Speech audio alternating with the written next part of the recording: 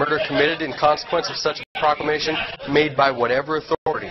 So he's saying, even in times of war, the laws of war do not allow an individual to be summarily targeted for assassination. You look at Ronald Reagan. No person employed by or acting on behalf of the United States government shall engage in or conspire to engage in assassination. Okay, so if you look back at the 14th Amendment, it talks about citizens and it talks about persons. They use the two terms in the same amendment. And I think they do that intentionally. Talking about our citizens of the United States, no state shall make and enforce any law which abridges the privileges or immunities of citizens of the United States, nor shall any state deprive any person. Okay? So they are, I think, intentionally saying, once somebody is under the United States control, the same access to the judicial system applies. You have a right to liberty, and any person within our jurisdiction is afforded the same opportunity.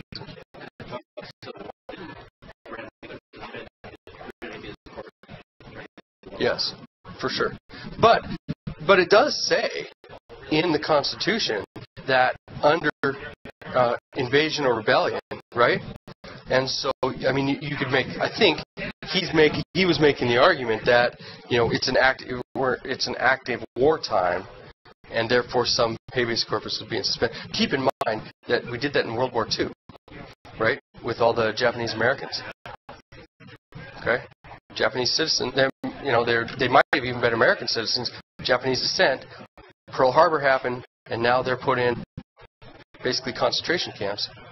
Suspended habeas corpus.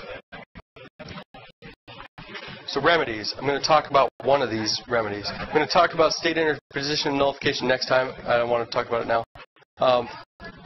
Remedies we could, the judicial appointments at the state and national level might help combat some of these things. Civic participation, getting out and talking to people, and actually, instead of having the news media tell you what something says, but rather, read more about it and try to find out what's actually in there. I think the most intriguing one for me is jury nullification. And jury nullification is the idea that juries are given the opportunity to decide the guilt or innocence of an individual. Okay? But they have the right to tell the government when the government's gone too far. So, if you look at John Peter Zenger, he was on trial for seditious libel. So seditious speech would be making negative or derogatory statements toward your government officials. So seditious speech would be that. Seditious libel would be making derogatory comments in writing toward usually public officials. So the jury believed that the law was unjust.